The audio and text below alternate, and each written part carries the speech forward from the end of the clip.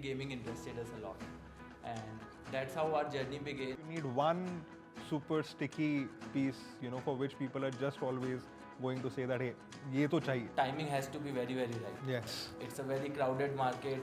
By the time you build your game, you will see 100 other games have already launched. Today, we have reached a point where gaming is no longer a hits and misses business alone. So anywhere between 8 months to 12 months would be a predictable window and also good enough to see something coming out of it. How do you orchestrate that desire, right? How do you get that economy going? You are going to a party where there are 98 people who are coming to the party for free, but there are two guys who are super happy and they'll make sure that the party is fun for everybody. That is where the super fans come in. You guys were always very economy design first, and that has been sort of a guiding principle for you. The basic agenda for us was that we wanted to build great games.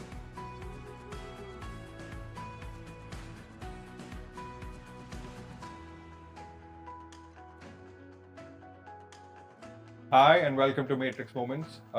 Today I have with me Afsar and Govind, and we're going to be talking about the art and science of building a gaming company. Before I begin, I think it'll be super interesting, and I think as investors, most of us in the ecosystem would have some regret of having missed out investing in their company. So I would let them only first talk about and introduce themselves, and also give us a very quick introduction about Gameberry and how did Gameberry get started. Right. Hi everybody. I am the co-founder of Gameberry, Afsar, Ahmad. Hi, I'm Govind. I'm again another co-founder of Gameberry. Right. So we started in 2017.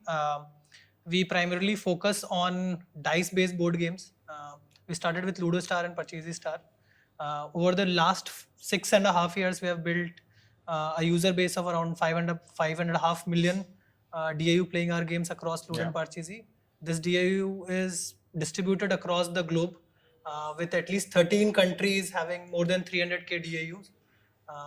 And apart from Ludo and Parchisi, we have moved into games like backgammon, Matchstar 3D. So we are trying to build more around that. All in all, we are a 220 people company now. Profitable, doing more than 50 million a year. Going great. Yes, all of us are aware. No, I think, and before this, Govind, we were just chatting before we started, right? That do gaming founders, and if you're building a gaming business, do you need to be a gamer? Just talk to us quickly about 2017 when you started Gameberry, that's one.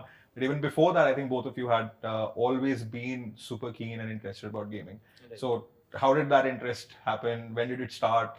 Talk to us about that. Right. So me and Afsar, I'll go a little back. So me and Afsar, we met each other in college in 2009, and since then we have been building a lot of products. So 2014 was when we shut down Half Teaspoon. So it was a cooking, it's a food startup, food tech. And at that time, we started playing a lot of games casually at our home, and suddenly gaming interested us a lot. And that's how our journey began. After that, we also joined a gaming company called Moonfrog. And it was in 2017 when we thought, what do we want to build next? And gaming was something which was very exciting for us. Nice. And I think you guys have obviously been one of the front runners in this country when it comes to building a gaming company. I think what we'll do today and what the core idea of this podcast is, right? When you think of people who are going to be building gaming companies going ahead, I think a lot of us, including investors and founders, do believe that today we've reached a point where gaming is no longer a hits and misses business alone. You have some element of it, but it's not just a hits and misses business. And it can be built methodically, right? And what we want to talk about today is mostly that. So I'll start with, I think, the first element of that, which is the production and the product building art of gaming, right? From your earliest days, like now today, obviously you have a large team, I'm guessing, and we have chatted earlier that there is a lot of that science to it now, which we'll come to later. But in your earliest days in your journey, when you started off, how did you approach, how did you decide that we should pick this board game as a category? How did those decisions happen? So for us, the basic agenda for us was that we wanted to build great games when it comes on to mobile, especially. And 2016 December, we were working in our previous company, and we were chatting on the point that, okay, what do we want to build when we move out of the current roles? And there were a lot of things, like we thought, okay, we'll build word game or a puzzle game or maybe something like this. But one thing which across our journey we learned was probably looking at what people want is the easiest way to probably jump into anything that you would like to. So I think that was where we started thinking, okay, Ludo is something which definitely it's opening up in the market, because there were few games which were getting a lot of downloads. A Geo event happened back then, and when we looked at Play Store and tried those games out, for us it was very clear that the games needed a lot more quality, or there are a lot more things as a player we would like to have it from it. So for us it was more driven from that insight that probably if we pick Ludo up and build a great experience around it, it should work. There is no doubt it should not work. So rather than hit and misses in that particular case, I would say it was an insight that drove us to a point saying that yes, Ludo should work. And then Govind was interestingly playing Parchisi. He can tell more about that. He was playing a Parchisi game of a Spanish company. Right. So 2017 again. So there is a very similar game to Ludo. It's called Parchisi, and it's played in Spain. It was played in Spain most at that point of time, and that's when we decided ki if we build an engine kind of thing for a board game, right? So Ludo Parchisi for a very long time has been running from the same code base, same infra, and everything has been very similar. So the very first code base that the two of you put together when you started. And the very interesting bit is also that when both of you started, Gameberry has always been bootstrapped enterprise, right? How was the team in first Ludo, first Parchisi game, getting it out there? What did it take? Was it just the two of you? Was it a smaller crew? How did you go about the building in those early days, right? Because typically a lot of founders say that, hey, even before I want to build, let me go raise money, right? And you guys took a very different path, right? How did it happen? So initially it was just two of us who built the entire game. So we were wearing multiple hats. So I was doing coding, customer support. Afsar was also involved in coding and customer support. These three were the major functions, and product and art also was being handled by Afsar. Got it. And Afsar, we were chatting earlier, which was to say that how do you think, the same way you started with a very unique insight, the other thing you had spoken about earlier was economy design first, right? How do you how do you approach UX, and how do you approach all of the elements of the core loop, the metal loop? But you mentioned that you guys are always very economy design first, and that has been sort of a guiding principle for you. Talk to us a bit more about that. So for us, I think it comes from again the point that we were also good gamers per se on mobile. We were playing some great games, especially by Supercell. If you check Clash of Clans, Clash Royale, these were our go-to point all the time. And one thing that we learned from these games were when you look at their economy, there was also always a desire to acquire something, which I would say ki it's a design in itself, that if you can design for the desire along the way, probably then your economy is getting right and your game will have a long-term retention because of that. Just because of that particular fact that there is a desire or a reward that you're looking out for will make the people stick to the game. And that is the fundamental that we started with. I remember hoarding all the gems and not using anything. And we used to compare how much that currency I have versus how much he has. He used to spend it. But kya hai wahan pe? What is the insight? Right? And I agree. Like I remember, when the freemium shift happened, a reason you could feel that this economy design is a great construct, again, as founders, entrepreneurs, used to be that when you put a game with a price tag, people are comparing your game to other game, right? Whereas if you take it free and bring them down into your economy, once they are in your ecosystem, they're not comparing the money they spent over here with some other thing, right? It's the economy itself which is fueling it, right? However, we have not seen many companies in India be able to do that, right? You guys were super focused about it. Just if you could highlight like one or two insights of how do you orchestrate that desire, right? How do you get that economy going? One or two things which stand out from your journey, if you could highlight, which maybe future founders can think of. Right. So probably like I will tell you a story, and probably that story will tell us about the whole economy that we have done. So we both were sitting and we were playing the first version of Ludo that we created.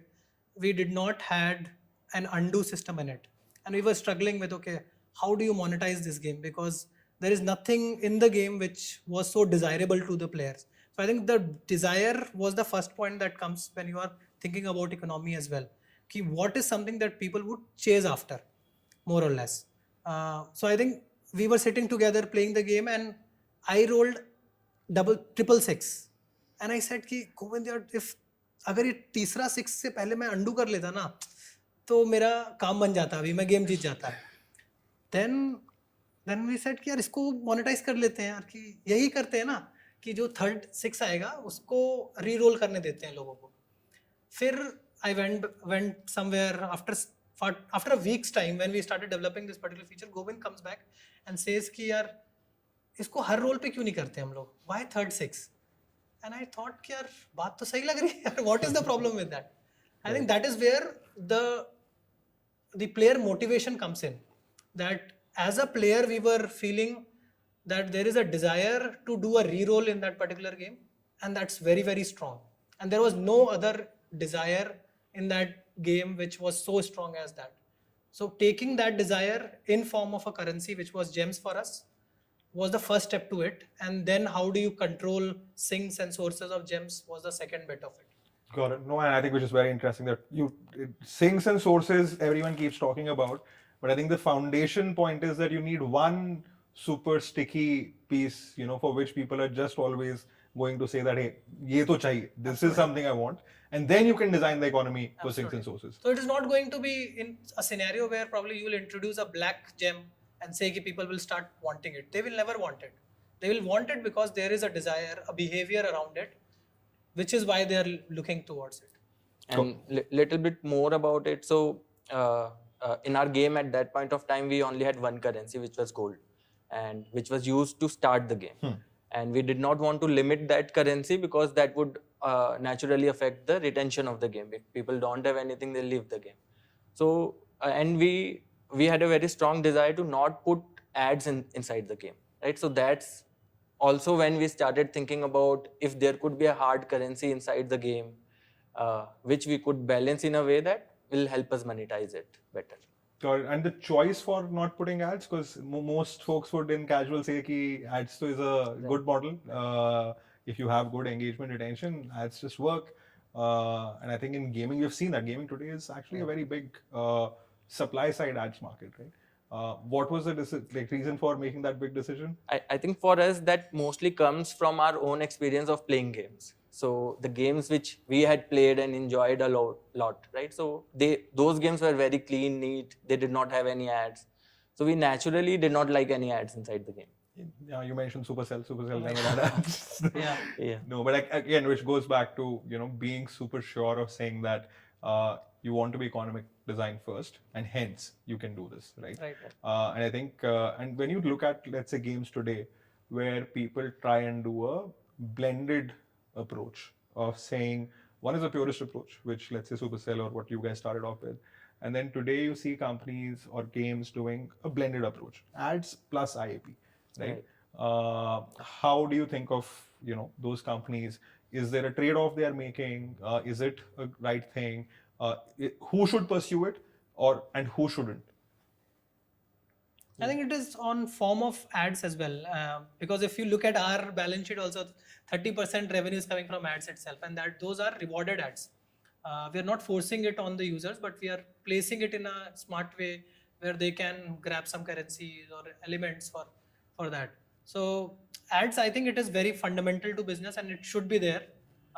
And the only catch is people who are probably trading off are they going back to the basics of game design itself and taking a trade-off, or is it some decision based on UA and not deeper thinking around it? I think that is where probably a little bit of play around is needed, I would say. And if you're doing that right, I think everything is right after that. And you need to design it upfront by that thought process that you want it to be a IAP first game or a ad first game, because the design will also differ a lot. Accordingly, you will decide. So your suggestion to most folks would be that at least IAP first or ads first is a decision that they should Right. make early, Right. because then your entire experience in CX would get shaped accordingly. Absolutely. Got it. And you mentioned UA. Now, in our business, one of the biggest factors is UA and growth and live ops, right? And we'll talk more about that. You started, you built games, you got some early PMF. How did you think of driving growth after that? So assume, let's say 2018, 19 onwards, how was UA done and what have been the learnings from that? Right. So we have been very reluctant to invest into UA from the start, and I think around 18 December or 19 is the time when we thought that now we should also start investing in UA. And it was a very difficult journey for us in the start, because we didn't really know about the payback window, how much should we tune it. We started with very naive thought that we want to recoup the investment in 30 days. Then we went to 90 days, 180 days. It's a lot of tuning was there. And setting up UA actually is very difficult to set up the whole art pipeline and Yep. all those things. So And now when you have, so you reluctantly started, but and then iterated and figured it out, jump to today. Let's say payback windows. What do you think is a healthy payback window that everyone should? So it's not overtly optimistic and not too pessimistic or not too delusional. Like, what is a healthy payback window when you think of, like, how do you think of a healthy payback window? it depends on game to game. So I think Afsar can give more insight into this. We have 3 games. All of those have very different payback windows. I think one of the core fundamental in payback window for us is that if you stretch it too long, then the predictability Is gone. is gone. So max probably 12 months. Minimum, if it can be shorter, I mean, it is always better to have. But most likely will not end up being in a shorter span. So anywhere between 8 months to 12 months would be a predictable window and also good enough to see something coming out of it.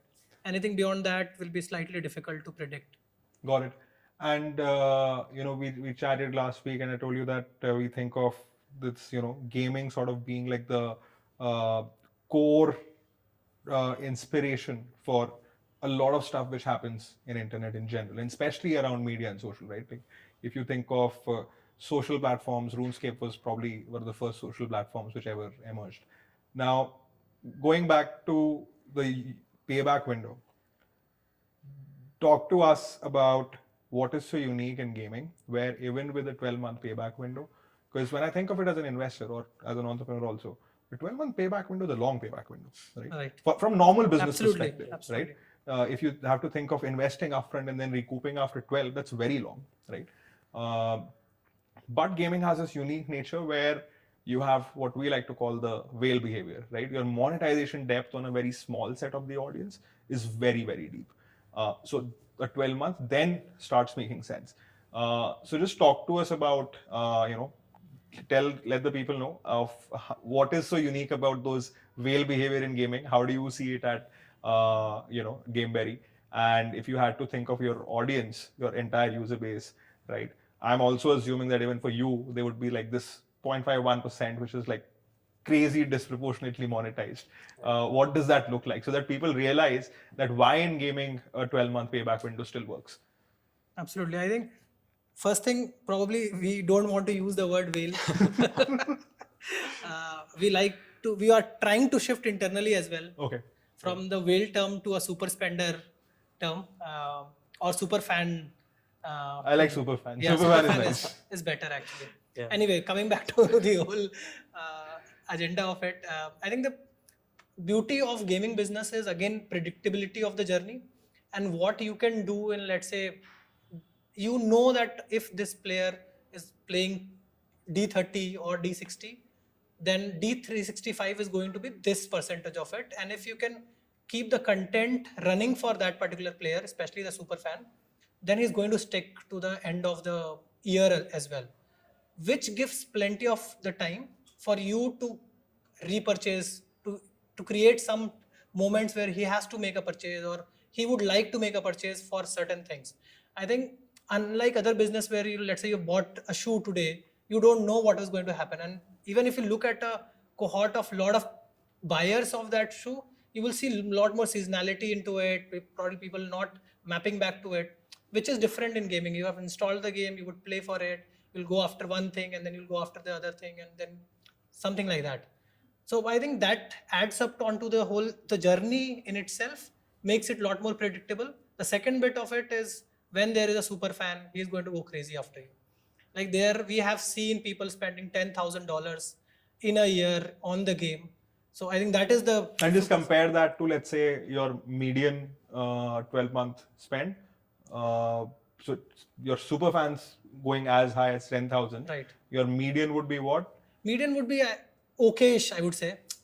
You will not be so bamboozled by that number, I would say. No, and I think which is very instructive, right? That Right. In gaming, that's the uniqueness. Right, absolutely. Right, absolutely. that your median could be, maybe even $6, $8, right? But then you have this super fan spend. behavior where you really start making a lot of, Right. The game starts making a lot of value extraction. Right. So a lot of time we use this analogy that you are going to a party where there are 98 people who are coming to the party for free, but there are two guys who are super happy that there are so many people in the party, and they'll make sure that the party is fun for everybody and for themselves as well. Nice. I mean, that is where the super fans come into picture. No, and and because we're talking Payback Windows, and we said that you guys started. The belief is that given how competitive gaming is getting now across geographies, right? India 2017 Geo happened. You guys were there when you could ride it. You anyway operate multiple geographies. Now UA is getting super competitive. UA is going up. There's lots of pressure when we talk to casual gaming studios globally, saying that the usual LTV to CAC equation has become poorer.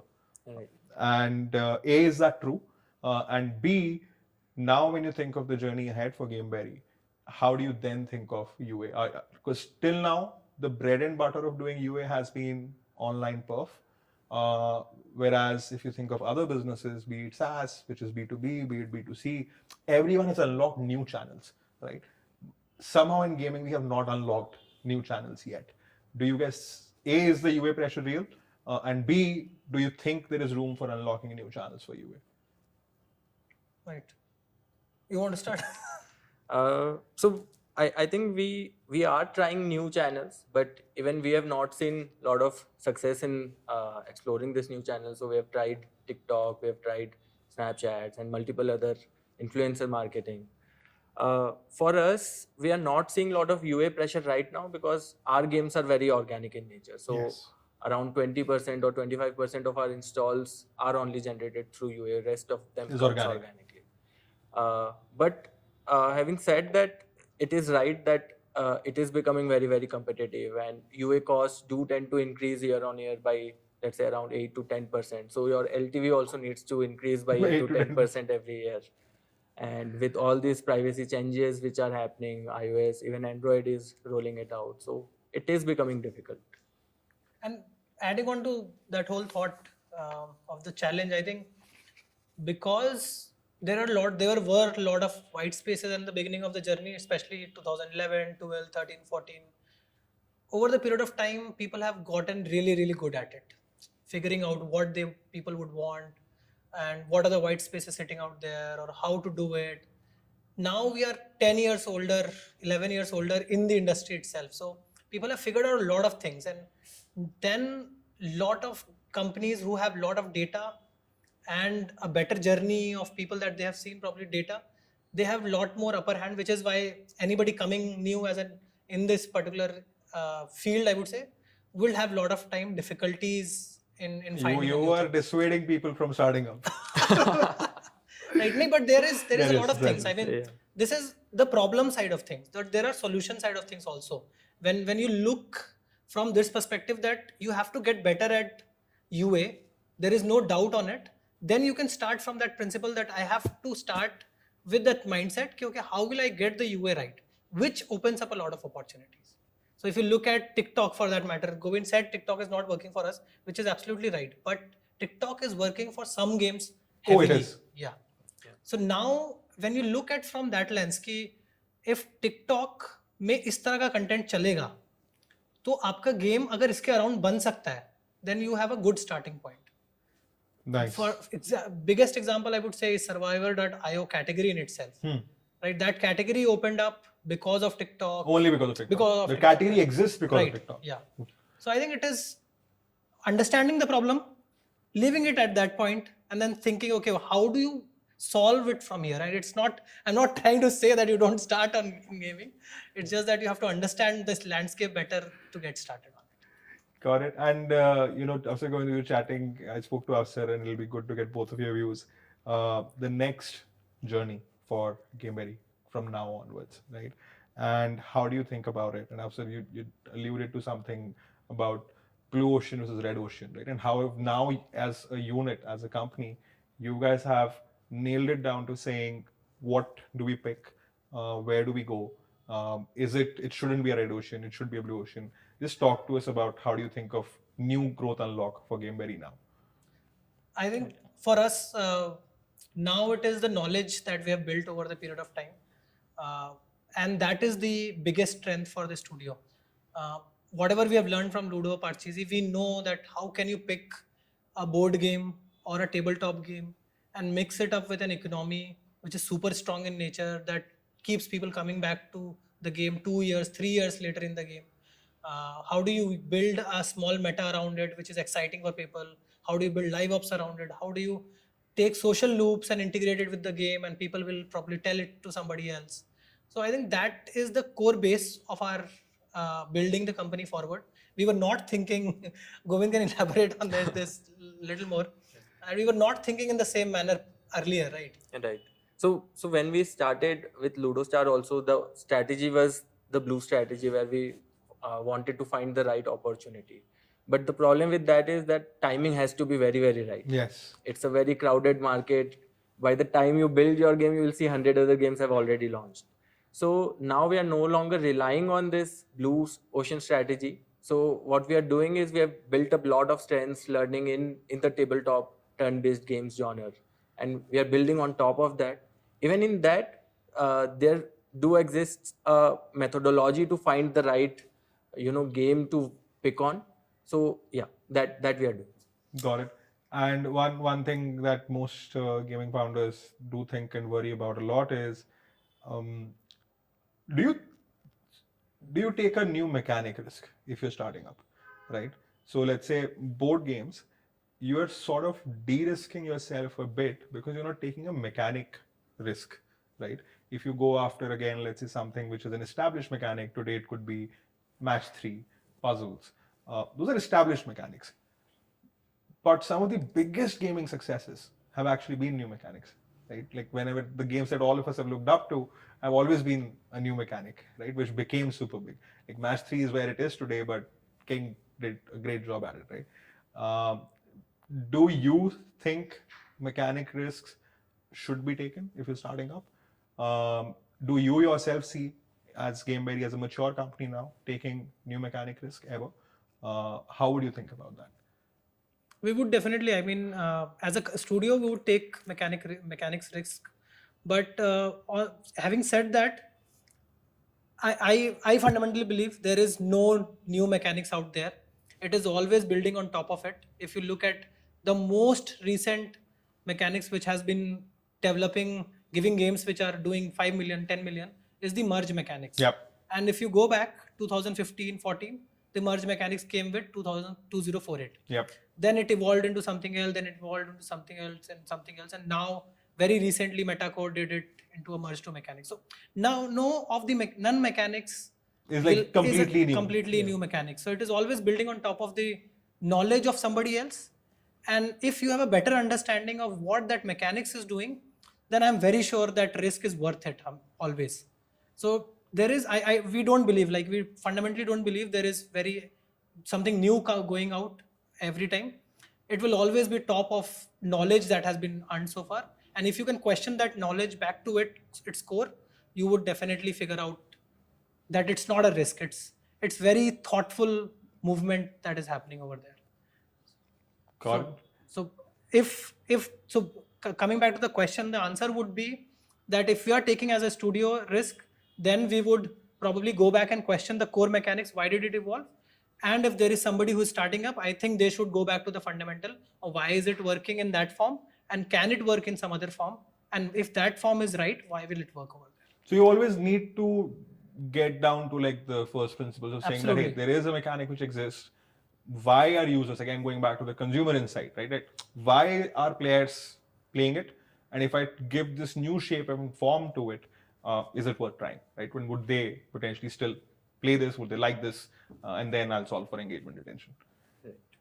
No, super interesting. And lastly, if you had to give, we've tried to cover a lot of stuff, but if you had to give one particular advice to young founders or founders who start off in gaming now, what would it be? Like you mentioned that, hey, it is methodical, you can go very thoughtfully about it, you can even take a mechanic risk. Are there some big avenues or opportunities which founders could go after, besides just the scientific way of going at this? Like, do you see big unlocks and pockets of new stuff happening in gaming going ahead, which you think people should at least go give it a try? Right.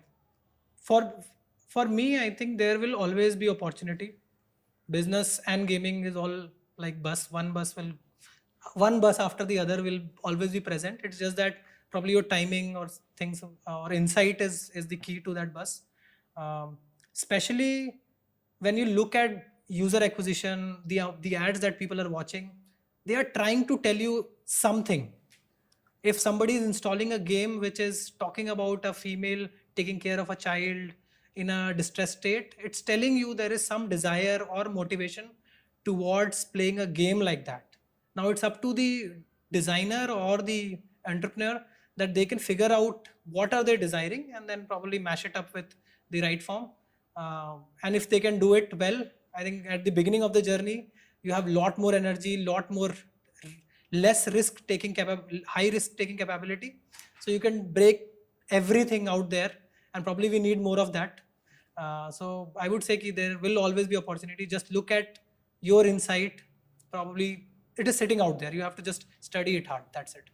Right. And another thing on top of that is people need to stick with their idea or their game for a longer time, because these things do not happen now that immediately you will get a success. It used to happen a lot more. Game used to get overnight virality and all those things. Now it's very hard. But if you put a lot of time into it, do a lot of iterations, you will crack the initial whatever idea which you wanted to build. Absolutely. I think that goes back to knowledge bit again. That once you spend enough time in that genre, you know the in and out of it. We were discussing very recently. I mean, we are working on this Match Star 3D game. So we were discussing, okay, what should be the level curve of this game? And Govind was saying, there is the infinite options hai na? And he's absolutely right about that. And nobody in the team has an answer to that. So we were discussing how can we solve this problem, that there are infinite ways of make it difficulty, right? And then the whole conclusion was after a year or 2 years, we will have enough insights which will tell us what a better difficulty curve would look like. And then that 2 years leap that we have taken, nobody else would have that. So probably that is the strength why you will be successful at the end. Got it. No, that's a very important one. But again, I think goes back to what Afsar you were saying earlier, that if you can just keep your eyes and ears on not the ground over here, maybe the digital world, and be on top of saying that, hey, there is this motivation. We're seeing this intrinsic or inherent pull for this type of a theme or a game. and then if you are able to latch on to it early, and then, as you said, persist, continue. Don't expect a overnight success. It'll take time. I think that is a pretty good playbook for new companies and new founders who are going to enter the space to follow. But yes, thank you for doing this. I think there would be a lot more that our belief is that in the coming years, this is the time when we'll see more of gaming companies coming from India. And we've seen this in the past. Whenever we see successes like yourself, there has been a few others. You have talent, you have people who get more excited, inspired by these successes, which is just typically the flywheel of how sectors get built. And all of us are keenly looking forward to how this sector grows in India. I think for many of us, it has been a dream for more than a decade now, but it seems to be coming to fruition now. Super excited. All the best for everything that lies ahead at Gameberry, and thank you. Thank you so much. Thank you, everyone.